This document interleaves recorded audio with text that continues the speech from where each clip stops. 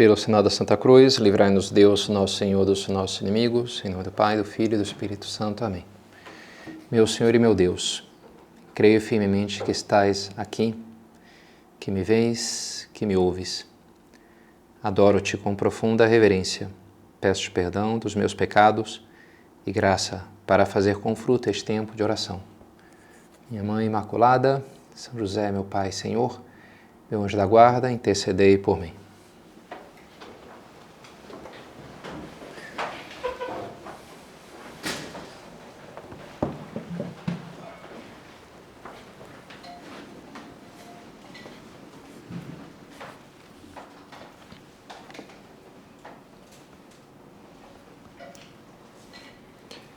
Domine, si vis potes me mundare, Senhor, se queres, podes me limpar.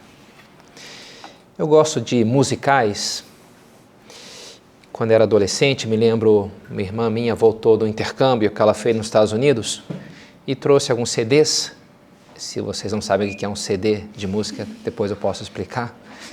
E entre eles tinha uma coletânea de músicas de musicais desse compositor chamado Andrew Lloyd Webber, que compôs vários musicais os mais famosos, Fantasma da Ópera, por exemplo. E eu escutava muito, estava começando a gostar de música, teve um momento na minha vida que comecei, parar, escutar, legal isso aqui, A criança nem sempre curte tanto, e aquilo então me atraía, e aquele CD eu escutei muito, meu pai me explicava o contexto de alguma daquelas músicas, porque o musical é uma história, é um teatro, uma espécie de ópera, e ele tinha assistido alguns quantos, eu nunca fui no teatro para assistir um musical, algum filme sim. E ele explicou uma delas que também eu gostava bastante, que é uma música chamada Memory, a música mais famosa do musical Cats. E ele explicou que era uma música cantada por uma gata, como o nome indica, todos os personagens do musical são gatos, por isso Cats. E é uma gata que está morrendo. E é um momento, uma música assim, dramática. E ela está morrendo e ela é desprezada pelos outros gatos porque ela é uma gata prostituta. Curiosamente, na história existe isso. E ela então é pária, ela é intocável, não pode... E o símbolo para ela ser reaceita pelos outros é justamente que alguém a tocasse, que eles tocassem ela. Era o símbolo de dizer, olha, você está outra vez aceita no grupo. Então na música ela pede isso, if you touch me, se você me tocar, aí eu vou entender o que é a felicidade. Uma nova vida vai começar. Não sei se na história, eu imagino que no final ela consegue convencer, porque a música é bonita, então imagino que os gatos lá tocam ela antes dela morrer, para ela morrer feliz na história. Mas, ao mesmo tempo, essa cena, o dramatismo da música, nos remete a uma cena evangélica, aquela cena do leproso justamente, que se aproxima do Senhor, os leprosos que eram intocáveis, que era uma doença contagiosa, muito grave, nojenta. E ele chega com essa frase tão desarmada, com esse ato de fé tão bonito, Senhor, se queres, tu podes me limpar. E diz o Evangelho que Jesus moveu-se de compaixão e estendendo a mão o tocou e disse, eu quero, fica limpo, volo mundare. E é uma cena tocante, por vários sentidos, de alguma maneira, Jesus se deixa tocar interiormente com a miséria daquele homem, se comoveu, o verbo grego remete às entranhas, ao intestino, se lhe comoveram as entranhas, aquilo mexeu com ele por dentro, é o lugar, segundo lugar do corpo que tem mais neurônios, é junto ao estômago, curiosamente, a gente pensa um pouquinho com a barriga, literalmente a gente tem uma coisa dessa, então mexe aqui, dá um friozinho na barriga, tudo tem a ver com isso, se removeram as entranhas, se moveu de compaixão, e a partir daí então ele estende a mão e toca aquele homem, ele vence a barreira do nojo, da convenção social, um certo instinto de preservação, de não pegar o medo ali daquela doença, e cura com esse gesto tão bonito de proximidade, de confiança, de misericórdia. E a gente vê, a beleza sempre me comoveu, o toque divino de Cristo. A fecundidade desse seu buscar o contato conosco, no meio da nossa miséria, no meio dos nossos problemas, no meio dos nossos pecados, da nossa lepra. Eu tive que ir para o colégio, um livro chamado, acho que era O Menino do Dedo Verde. Eu acho que é literatura infanto-juvenil, eu não lembro nada da história, só lembro que tinha um menino que onde ele punha a mão cresciam coisas, plantas, né? Daí o Menino do Dedo Verde, porque de alguma maneira ele tinha um poder mágico, assim como Midas, o que ele tocava virava ouro, o Menino do Dedo Verde, onde tocava, brotava coisas, né? brotava plantas. E interessante, né? O toque de Cristo, ele tem esse toque divino, que fecunda as almas, que transforma, que limpa, que purifica, que dá vida. É verdade que a gente vai ver esse toque agindo de forma diferente com as pessoas diferentes. Porque nem todas as pessoas que cruzam o caminho de Jesus têm aquela boa disposição do leproso. O leproso é um exemplo perfeito de humildade, desarmada. Ele chega, nem exige nada, não chega reclamando, porque logo eu tive que ter essa doença. Ele já aceitou aquilo, ele faz uma afirmação de fé, que Jesus pede, né? E ao mesmo tempo de um gesto de humildade. Se você quiser, você pode. Nem pede, só sugere, assim, né? Fica na entrelinha. Então, essa atitude é muito boa. Com outras pessoas é um pouquinho diferente. Com a samaritana, por exemplo, no poço de Sicar, ela nem está muito aí para Jesus a princípio.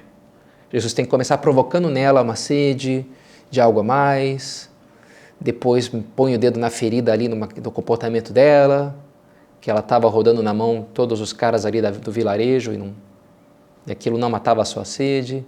Depois entra, e ela é humilde, ela aceita a correção. Depois põe uma questão doutrinal, litúrgica, sobre os judeus, quem está certo, os samaritanos. Jesus também corrige, é um pouco até duro com ela, mas ela se deixa conduzir e se converte.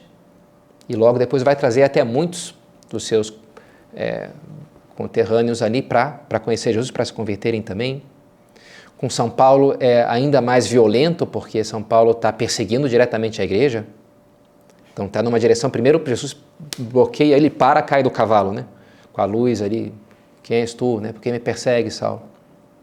Fica um tempo ainda desnorteado, cego, aí depois vem um outro discípulo que vai explicar para eles, depois de alguns dias. Então é uma coisa muito mais lenta, que que vai ter que virar 180 graus. Você estava aqui com toda a energia, agora você vai para todo outro lado lá. Então é uma coisa assim mas ele também é dócil, se deixa tocar, né? E assim se converter. Com outros a gente vê ele até tentando, mas não conseguindo, como Pilatos, tem um diálogo interessante, dar testemunho da verdade. Com os fariseus é super duro, mas também não se converte. O jovem rico, que ele pede ali a entrega e aquele rapaz não é capaz de dar, mas Jesus tenta. Para todas, ele como que oferece a sua mão.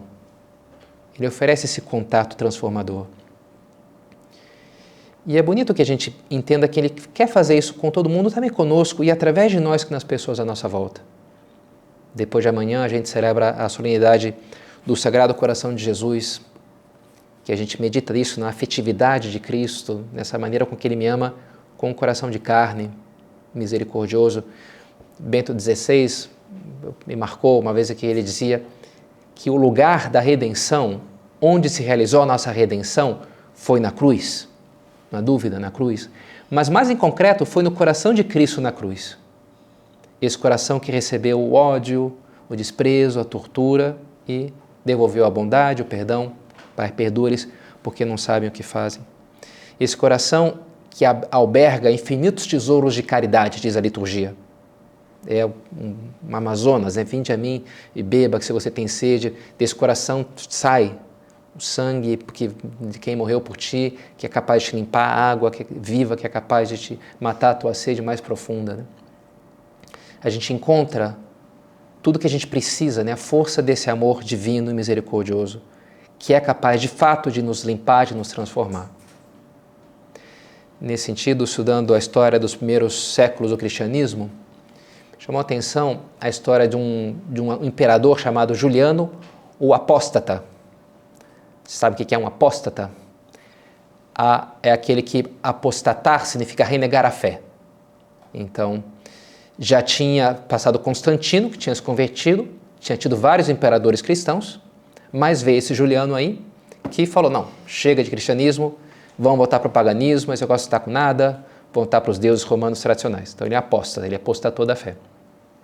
E me ficou gráfico na memória, porque ele sobretudo, quis reavivar um culto lá de Mitra, um deus que era o Mitra, que ele mata lá um touro. Então parte dos ritos, uma hora o imperador ficou lá no buraco e um sacerdote de Mitra matou um boi lá em cima do buraco e derramou o sangue do touro lá em cima dele, né? Era um pouco a coisa, aqueles ritos pagãos, né?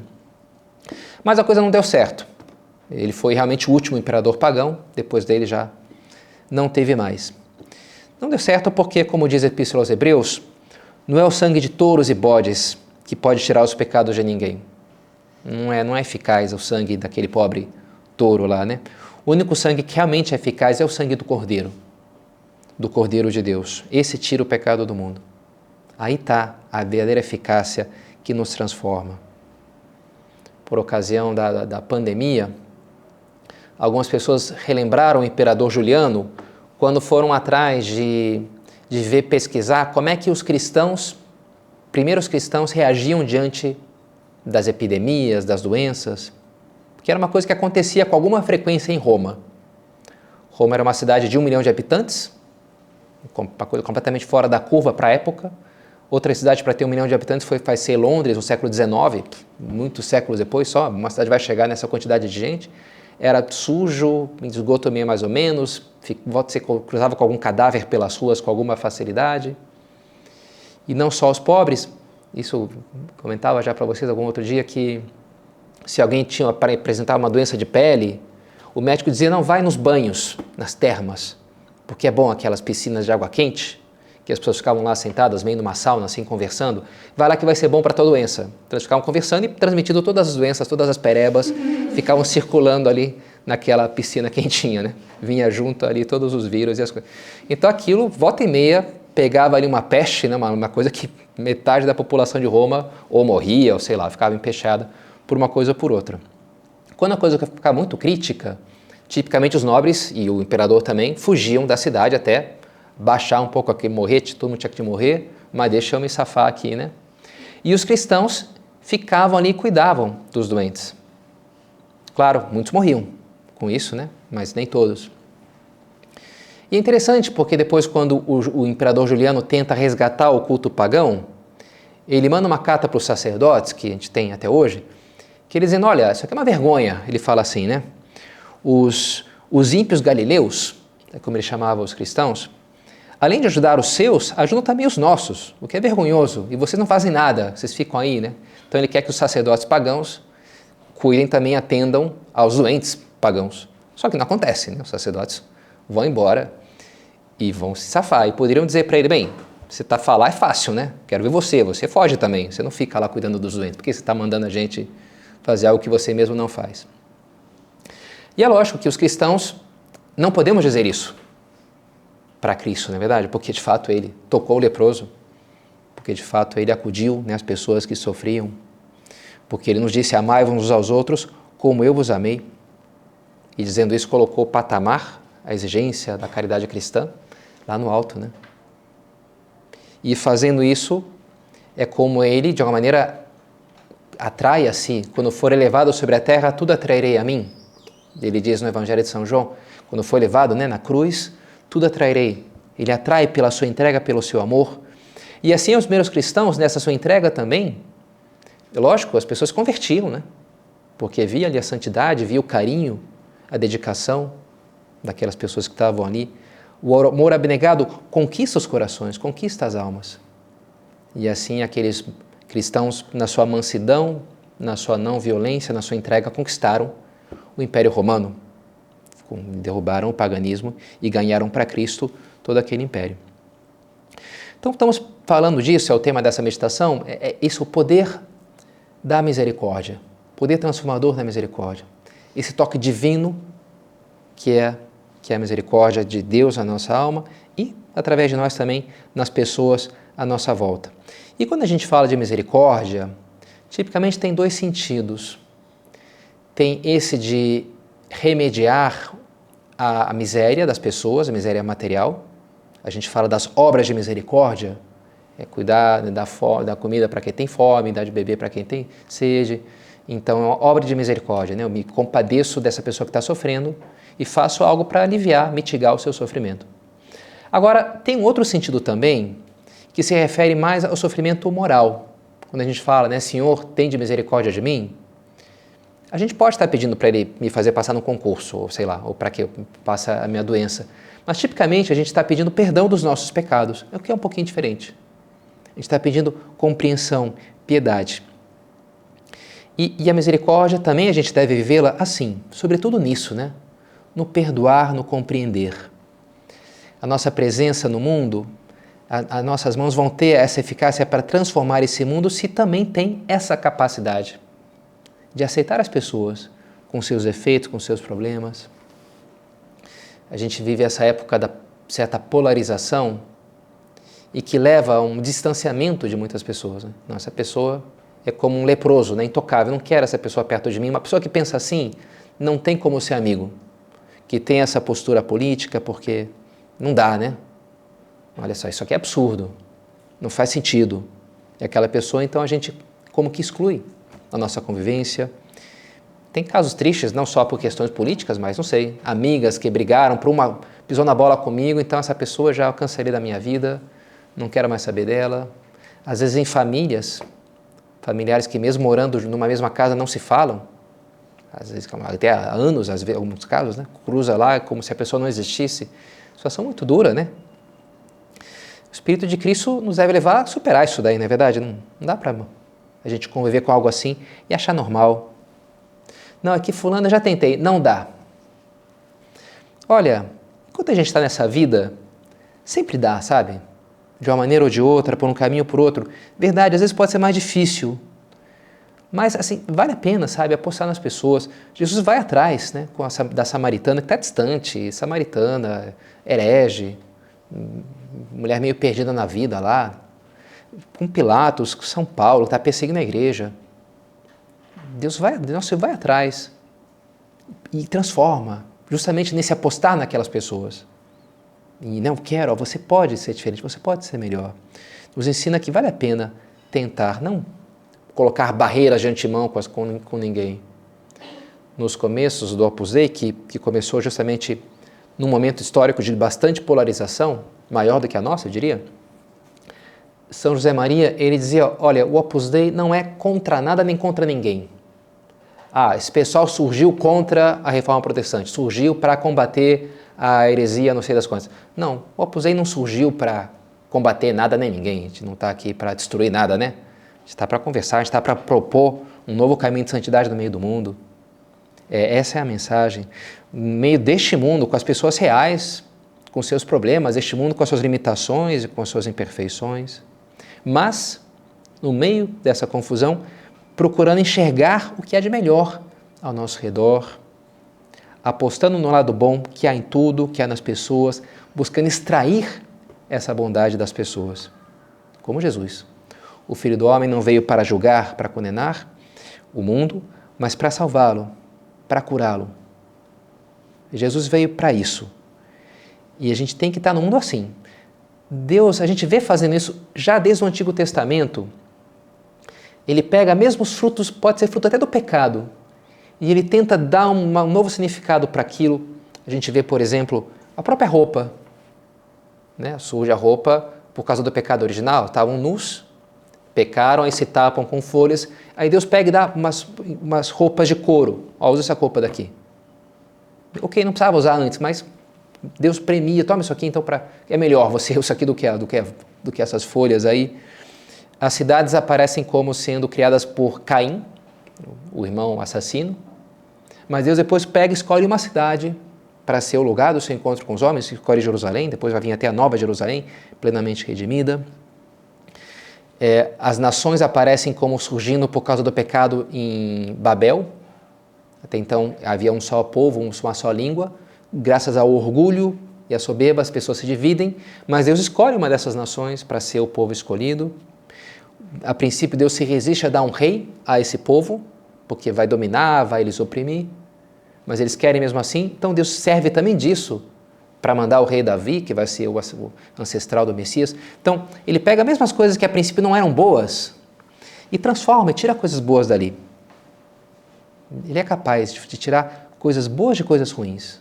Não significa que as coisas ruins sejam em si boas. Outro dia com um advogado, ele estava me dizendo, deu uma palestra, eu falei, olha, mas eu acho que Pilatos, sabe, Pilatos foi importante, foi bom, porque sem Pilatos Jesus precisava morrer, então precisava de um. Então Pilatos foi, ele foi importante. Não há dúvida, mas não dá para dizer que o que ele fez foi bom, né? Mas não matar Jesus, isso não é totalmente injusto. Uma coisa é, assim, que a gente possa tirar coisas boas de coisas ruins. Outra coisa é que as coisas ruins continuam sendo ruins. A escravidão dos africanos no Brasil foi uma coisa ruim, como é uma tremenda injustiça. E, no entanto, se não fosse isso, não haveria o samba ou o rock and roll. Então foi bom, porque graças a isso existe o samba. Não, continua sendo ruim, mas é bom que a gente saiba tirar coisas boas mesmo das coisas ruins, não é verdade? E é isso que é transformar o mundo, curar o mundo. Ok, isso aqui foi ruim, mas não dá para tirar algo bom disso? Não dá para eu crescer em cima disso? São José Maria nos propõe essa mudança de mentalidade com relação ao mundo. Não de olhar, não, esse mundo está perdido, já era, tudo isso é muito... Sobretudo o leigo, a nossa missão, que é estar no meio do mundo, é de fazer isso, né? Redimir esse mundo, levá-lo para Deus, transformá-lo, ter esse toque do jardineiro, né? O Senhor colocou o homem no jardim do Éden para o cultivar e guardar. Interessante, né? Deus cria primeiro ali uma primeira versão do mundo, mas coloca o homem ali, agora completa isso daí. Estuda como é que as plantas e as estrelas e os ritmos, e você vai inventar a música, e vai inventar a matemática, e você vai estudar biologia, você vai fazer tecnologia, vai fazer inteligência artificial, vai fazer, sei lá, né? Vai fazer o carro. O homem vai conversando com a natureza que Deus colocou e vai construindo, vai cultivando aquilo. Pega alguma coisa ali um pouco mais crua e se eu pego e faço assim, junto essas coisas, olha só, surge uma coisa nova. Mas isso implica, assim, carinho, né? Implica cuidado, cultivar e guardar, ter essa mão do bom jardineiro, que enxerga a beleza potencial das coisas e assim faz com que elas floresçam. Eu confesso que é uma luta minha, pessoal. Hoje mesmo na oração da manhã estava dando voltas com isso, de lutar para ter uma visão positiva das pessoas, de não ficar só julgando, às vezes, né? Tem poxa, como essa pessoa faz isso, está errado. Tudo bem, está errado, mas... né, também não posso que isso me domine. Eu tenho que ver o lado positivo, senão, acho que alguma vez pode ter acontecido de você, não, vamos consertar isso aqui, mas murcha, né? Se você toca aquilo sem devido cuidado, sem devido carinho, ao invés de florescer, murcha, porque você foi muito duro, muito seco, e aquilo não teve o cuidado que precisava, né? A gente tem que ter o dedo verde, a gente tem que, onde eu ponho, as coisas têm que florescer, não murchar, né? E assim a gente tem que olhar para esse mundo dessa maneira. E assim a gente conclui que a misericórdia tem essa eficácia que ao mesmo tempo é conquistadora. Os primeiros cristãos conquistavam os corações, tudo atrairia a mim, Jesus conquista com a sua entrega. E ao mesmo tempo uma eficácia transformadora, que é justamente esse extrair o que as pessoas têm de melhor. A eficácia tem essa capacidade. Tem esse escritor francês, Louis Lavelle, que ele fala da doçura, né? Falando no fundo esse toque misericordioso. A doçura é um ato de benevolência a respeito dos outros e não olha só aquilo que são, mas o que eles poderiam ser. A potencialidade de cada um. Discerne neles 1000 possibilidades que uma mão mais rude reprimiria e faria murchar, e que sem a atenção e a confiança que a doçura lhes doa, não poderiam talvez jamais ser percebidas nem frutificar. Interessante, né? Só com esse olhar doce, benevolente, misericordioso, aí sim, né? Aquilo pode florescer, diz o Eclesiástico. Porventura o orvalho não refresca o calor ardente? Assim uma palavra doce vale mais do que um presente. Palavra doce, aquela palavra de ânimo. Vi uma pesquisa essa semana que fizeram um estudo sobre feedback positivo e negativo. Comentários positivos e negativos no ambiente de trabalho. Pegaram as equipes mais produtivas e viram a proporção entre comentários negativos e positivos, que era de 1 para 5, ou seja, os 5 comentários positivos para 1 negativo. Muito bom, muito bom, muito bom, ruim, ruim. Muito bom, muito bom, muito bom, muito bom, muito bom, ruim. 5 para 1. Essas eram as equipes mais produtivas, era assim. A média era de 2 para 1. 2 comentários positivos, 1 negativo. Bem abaixo, né? Talvez seja um pouco a nossa tendência, às vezes 1 para 1, sei lá, né? Eu chego em casa só reclamando o tempo inteiro. Mas é interessante, se você quer criar um ambiente que as pessoas produzam mais, até em termos, sei lá, de eficácia profissional, essa é a proporção. Olha, elogia, agradece, te interessa, valoriza e alguma vez corrige também, que é importante, né? Mas num clima de benevolência, como Jesus, né, tá ali com a samaritana, com Zaqueu, desce daí, fala bem e aposta nas pessoas, e elas florescem, né? Também achei interessante, um padre italiano dizia: o homem não muda de direção porque tenha sido repreendido amargamente, mas porque foi ajudado a encontrar a própria beleza, ajudado a encontrar a própria beleza, a própria importância autêntica. Para obter tal efeito é necessário um modo de perceber, ver, olhar o irmão que é sublime. É uma obra de misericórdia, é o ver os outros com os olhos de Deus. Porque também não é que funciona só você simplesmente elogiar, você está ótimo.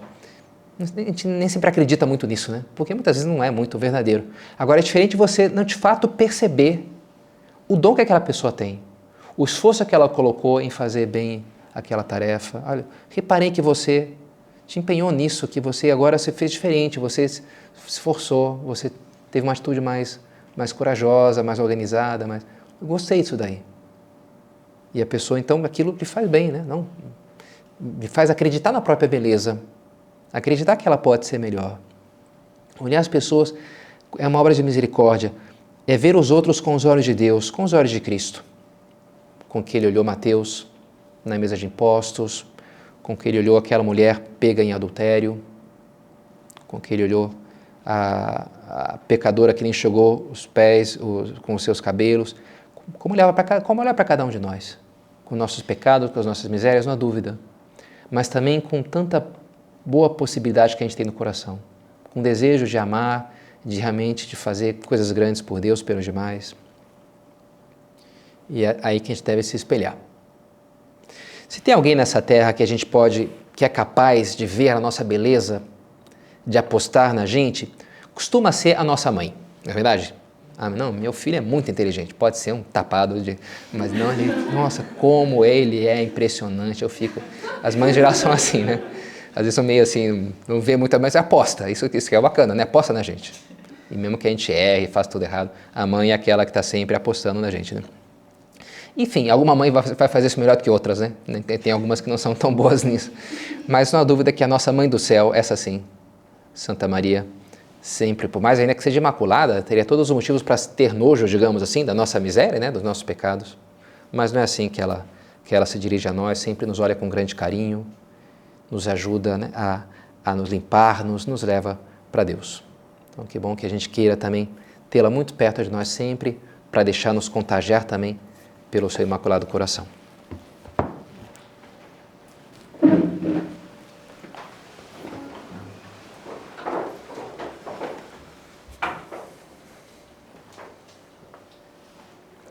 Dou-te graças, meu Deus, pelos bons propósitos, afetos e inspirações que me comunicaste nessa meditação.